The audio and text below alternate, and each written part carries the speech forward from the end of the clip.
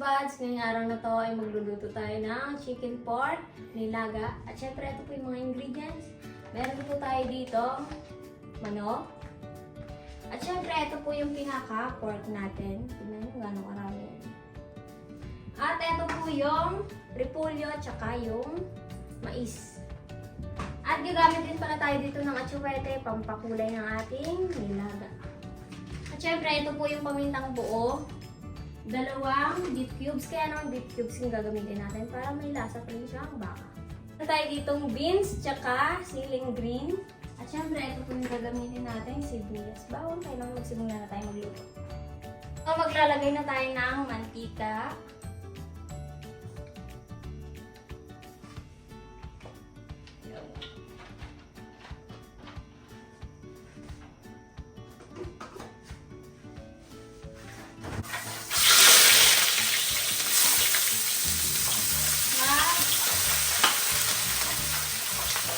Sibuyas. Gigisa na po natin yung sibuyas at syempre, sasabay na natin yan yung bawang.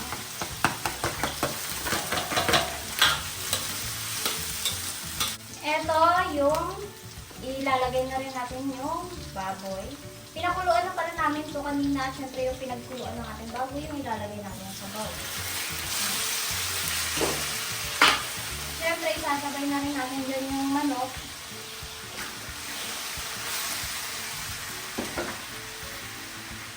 Timplahan mo na agad yan ng patis.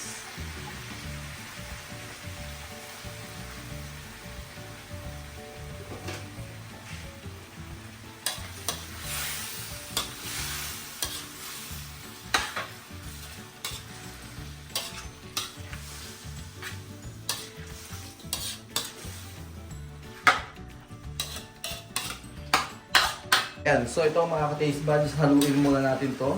So yan, so ako muna yung nag-ano kasi pinaprepare niya yung ang tawag dyan, atsuwete. So gagawin naman natin yun, ilagay na muna natin itong mais dito sa ibabaw. Kasi itong mais medyo matagal-tagal maluto yan. Dapat nga sinabay na namin sa pakuluto pero nauna na kasi na yung pakuluan kanina, yung baboy. Pero okay lang yan. So ilalagay na natin yan dyan. Itong repolyo mamaya yan. So ito halu-haluin muna natin. Sa totoo lang, ito ulam na nga, malasa na yan. Mamaya, lalo titimplahan pa natin yan. So gagawin natin, hindi basta-bastang nilaga.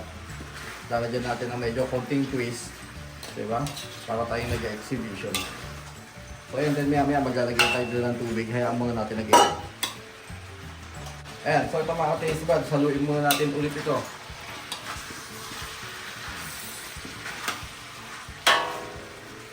And then, next step na gagawin natin ito, ilalagay na natin yung pinagpakuluan ng baboy. So, ang tawag dito, ito yung pork broth.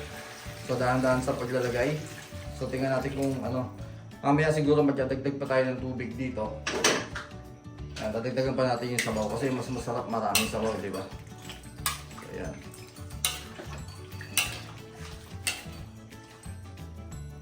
Ayan, so ito mga taste buds. So, maglalagay tayo ng paminta. So, ito yung pamintang buo. So kahit wala kayong pamintang buo, pwede pa rin yan kahit maglagay kayo ng pamintang turog.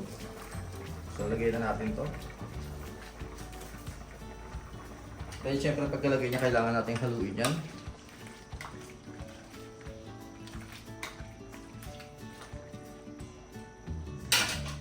Talagyan na natin itong 2 pirasong nor beef cube. Yan. Lagay natin yan. Kung saan naman yan mag-mebel. Yan. Pero mas maganda dyan, halu-haluin nyo na din. So pakukulan ulit natin to hanggang sa maluto itong corn o yung mais. Magdadagdag pa tayo dito mamaya tubig. Kaya hindi muna ako naglagay ng pampalasa. Mamaya tayo maglalagay ng pampalasa dyan. Kanina naglagay na tayo ng patis. So mamaya baka maglagay pa tayo ng konting patis pa at saka asin. Ayan, so ito mga taste buds, kumukulo na yan. So magdadagdag na tayo ng tubig dahil medyo kumukunti na yung tubig nito. So idagdag na natin ito lahat. So ayan, then haluin natin. Kung gusto nyo, kapag nagdagdag kayo ng tubig, pwede kayong magdagdag ulit ng more beef cube. Ayan.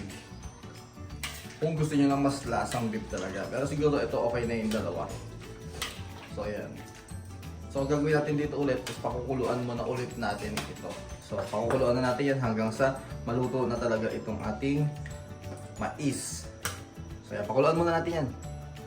Ito, maglalagay na tayo ng pampalasa. Ito po yung huli na sarap.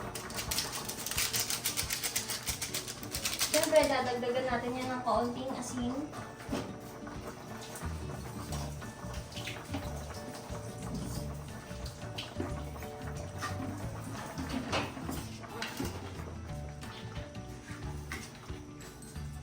Malambot na po pala yung mais bago tayo naglagay ng pampalasa.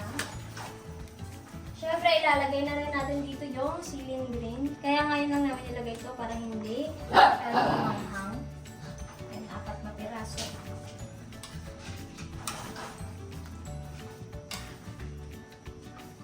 At siyempre, ilalagay na rin natin yung pampakulay natin na chilwete.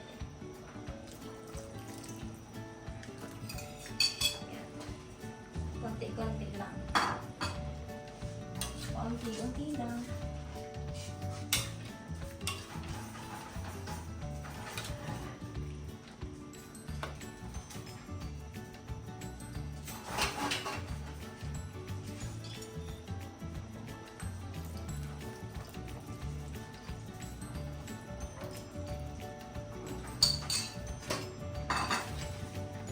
Yan, para sa akin, okay na itong kulay natin ito. Ito, ilalagay na natin yung green peas, ay yung beans.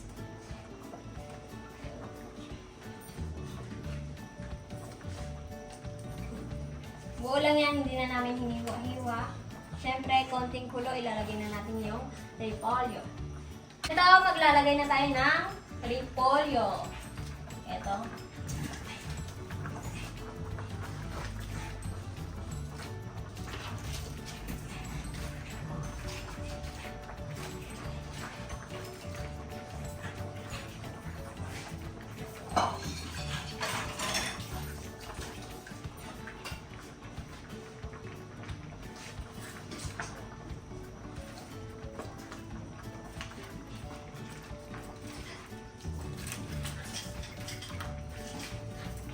Ang ganda.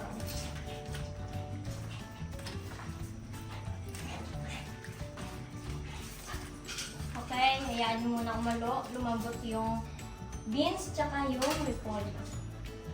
Eto, luto na po yung ating nilagang chicken pork. Tignan nyo kung gaano po kaganda yan. Kaya naman, tikman na natin.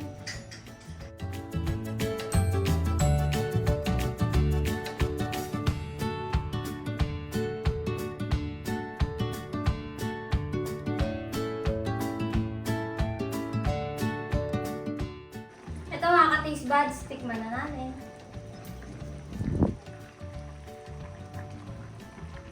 Ang lambot ng baboy.